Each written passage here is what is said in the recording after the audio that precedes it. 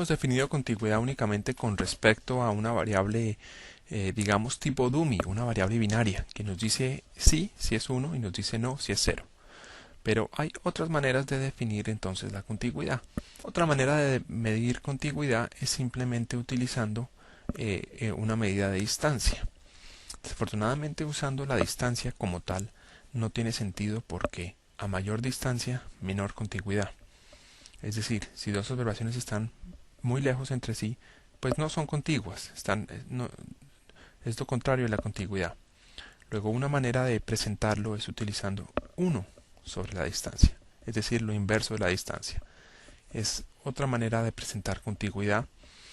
A la izquierda, en este momento en la lámina 26, ven la matriz de proximidad y a la derecha ven la matriz de contigüidad de acuerdo a una definición de 1 sobre la distancia. En efecto, cada celda de la matriz de contigüidad es 1 sobre la distancia que se ve en la matriz de proximidad.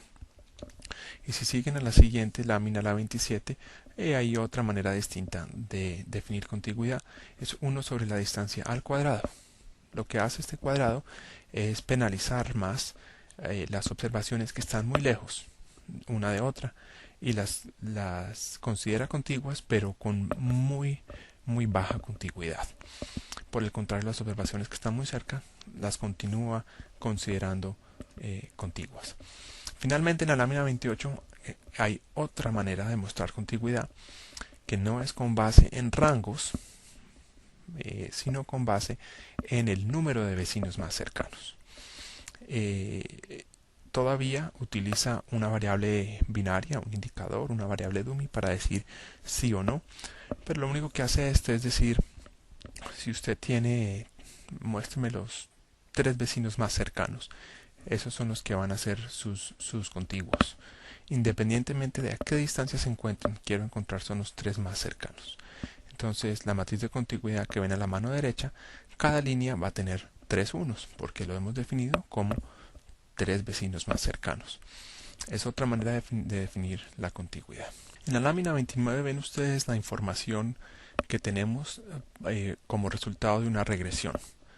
A mano izquierda la tabla muestra las 6 observaciones con sus residuales, pero están estandarizados, es decir, es la normal estándar de los residuales. Tienen promedio 0 y desviación estándar 1.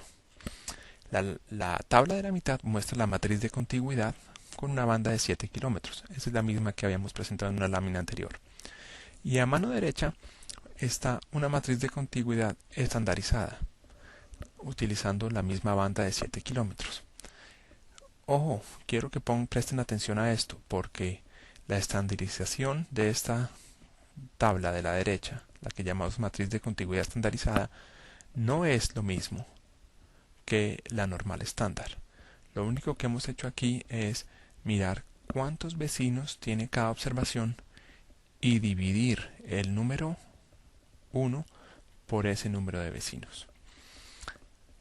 La fila 1, por ejemplo, no tiene ningún vecino, luego la matriz de contigüidad estandarizada son todos ceros.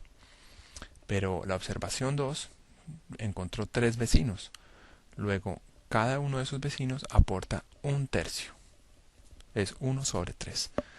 La observación 3 tiene 3 vecinos, la observación 4 tiene 3 vecinos, la observación 5 no tiene vecinos, la observación 6 tiene 3 vecinos. Y por eso las celdas, los valores de las celdas no son 1, sino van a ser un tercio. Ya tenemos entonces los elementos fundamentales para poder crear un rezago espacial.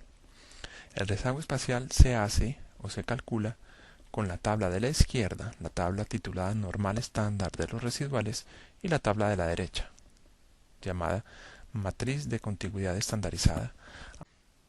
El rezago se crea entonces multiplicando cada residual y, mejor dicho, la columna de los residuales por la fila I de la matriz de contigüidad estandarizada. Esto va a quedar un poco más claro en un momento. Por ejemplo, pasemos a la siguiente lámina. Para la primera observación, el residual estandarizado es 1.21. Estamos en la lámina 30. Entonces, el rezago del residual para la primera observación va a ser la multiplicación de el óvalo vertical que ven ahí sobre la tabla de la izquierda por el óvalo horizontal en la tabla de la derecha. Es decir, 1.21 por 0 más menos 0.35 por 0 más 1.02 por 0 más 0.38 por 0 y así sucesivamente. Estamos multiplicando todos los residuales por cada fila de la matriz de contigüidad estandarizada.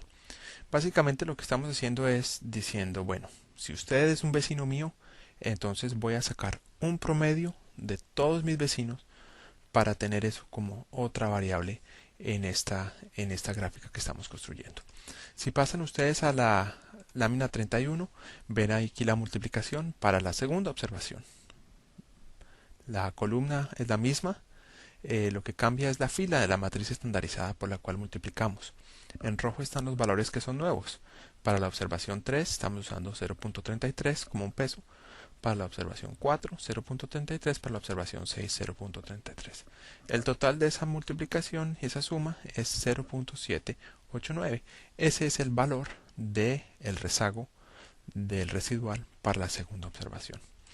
Hacemos lo mismo para la observación 3, el total es 0.33 y si lo repetimos todos para las 6 observaciones, entonces ven ustedes una nueva tabla que incluye no solo el residual sino el rezago.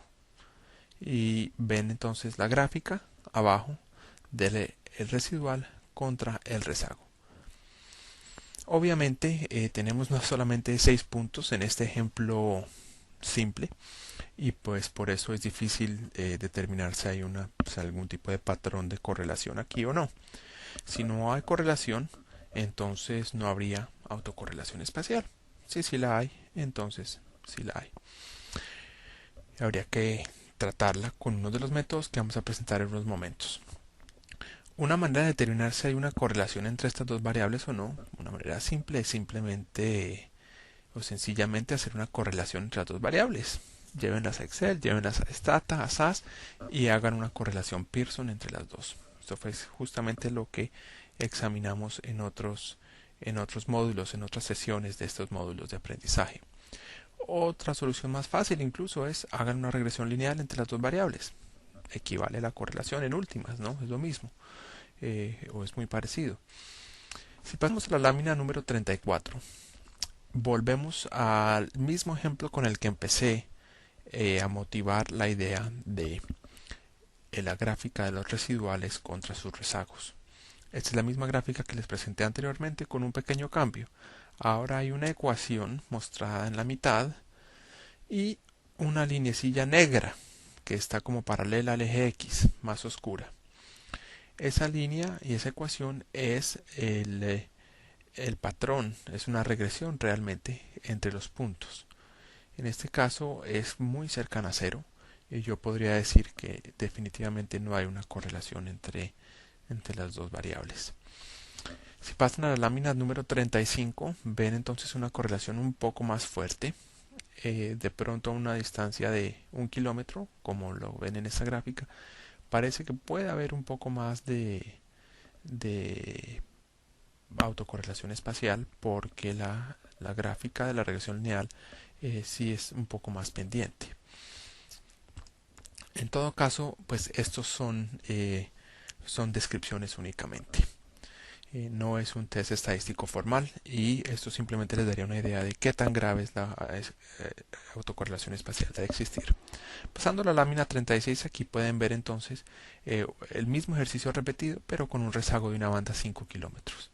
Y a mano derecha ven entonces el residual, el rezago a 7 kilómetros, que fue lo que presentamos, y en la mitad el rezago a 5 kilómetros. Pueden ver que los valores son relativamente parecidos, pero no exactamente iguales.